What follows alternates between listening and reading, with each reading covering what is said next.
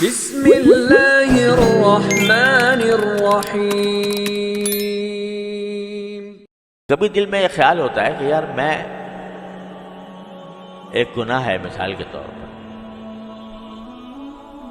تو میں کوشش بھی کرتا ہوں، توبہ بھی کرتا ہوں، اور توبہ کے وقت میں دعا بھی مانگتا ہوں، یا اللہ آئندہ نہ ہو مجھ سے یہ حرکت۔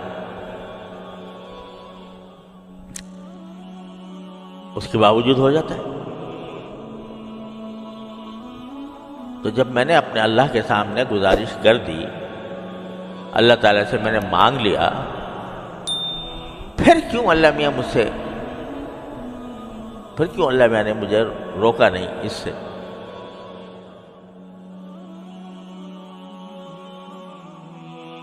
اللہ تعالیٰ کی حکمت اور مشیت تو وہی جانتے ہیں، ہم اور آپ کہاں تک اس کی حکمت اور مشیتوں کو سمجھنے کی کوشش کریں گے۔ لیکن اللہ جل جلالہ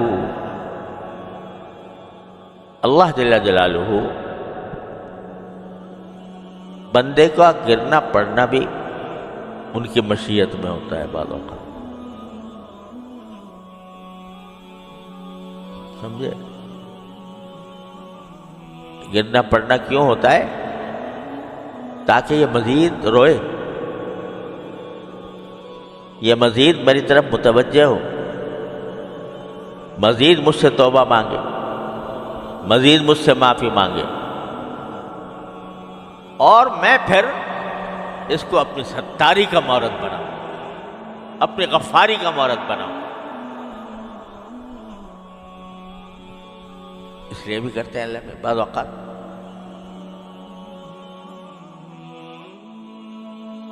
اس لیے دیکھو، ایک اللہ تعالیٰ معاف کرے، ایک چیز ہوتی ہے استدراج، اللہ تعالیٰ ہر مسلمان کو اسے محفوظ رکھے۔ استدراج کیا ہے؟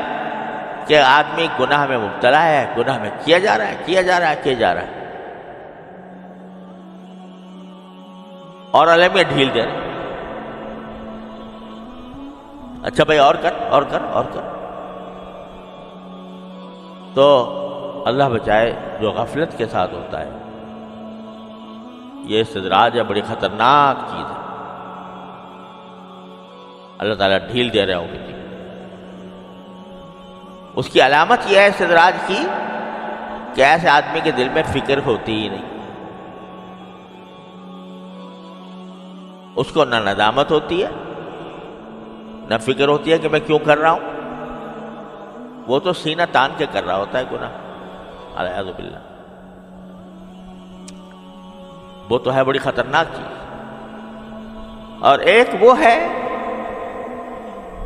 جو گناہ تو کر رہا ہے بیچارہ، لیکن شرمندگی کے ساتھ،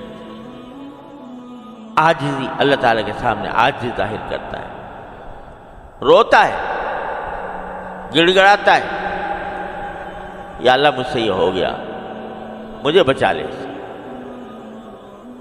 یا اللہ مجھ سے آئندہ میں اس گناہ میں مبتلا نہ ہوں۔ آج کل کے جو گناہ ہے وہ نظر کا گناہ سب سے خراب ہے۔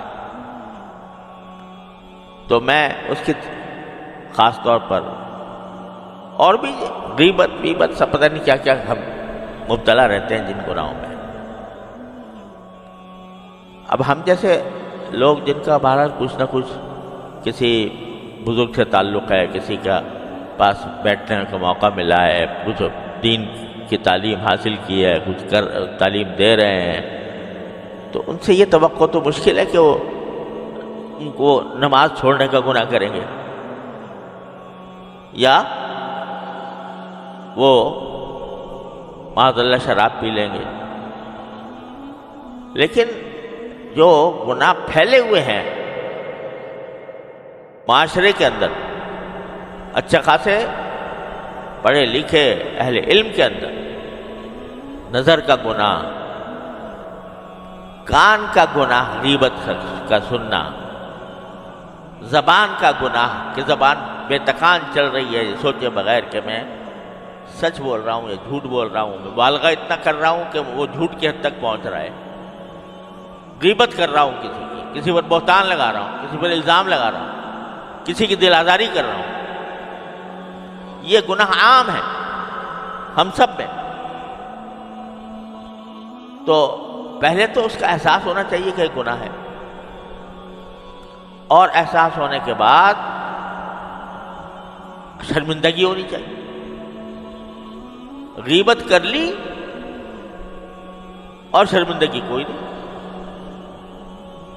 اللہ بچائے. جب کیے جا رہے ہیں اور کوئی شرمندگی بھی نہیں، اس سے توبہ کرنے کا دھیان بھی نہیں، تو بھئی یہ خطرناک معاملہ ہے. لیکن اگر ہو گئی، مجلس میں بیٹھے تھے، وہاں پر کوئی کلمہ غیبت کا نکل گیا، بعد میں احساس ہوا کہ یا اللہ مجھ سے غلطی ہو گئی، توبہ کر.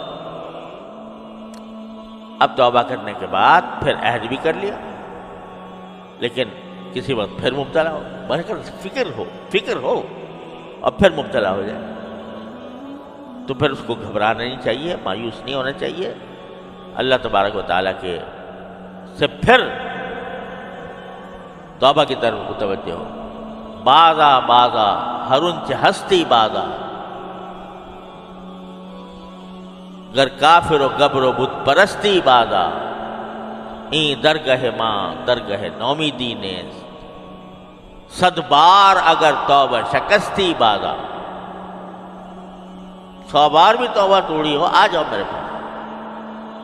تو جب بندہ میں یہ نہیں کہہ رہا کہ بھئی یہ کوئی اچھی بات ہے کہ ایک مرتبہ توبہ کرے اور آدمی پھر اس کو توڑے، نہیں، کوشش تو پوری کرنی ہے، لیکن کسی وقت نفس سے مجبور ہو کر، شیطان کے دھوکے میں آ کر مبتلا ہو گیا تو پھر مایوس نہ ہو، پھر لوٹ جائے اسی کی طرف. جب یہ عمل کرتا رہے گا تو کیا ہوگا؟ من تابا، تو کیا ہوگا؟ وعمل عملا صالحا، پھر وہ عمل صالح کی طرف آ جائے گا.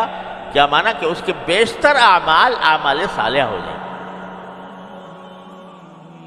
اور جب یہ ہوگا اور اللہ تبارک و تعالیٰ پھر اس کو طاقت دیں گے کہ بالکل وہ گناہ چھوٹ جائے، فَإِنَّهُ يَتُوبُ إِلَى اللَّهِ مَتَابًا، تو وہ لوٹ آتا ہے اللہ کی طرف، ٹھیک لوٹ.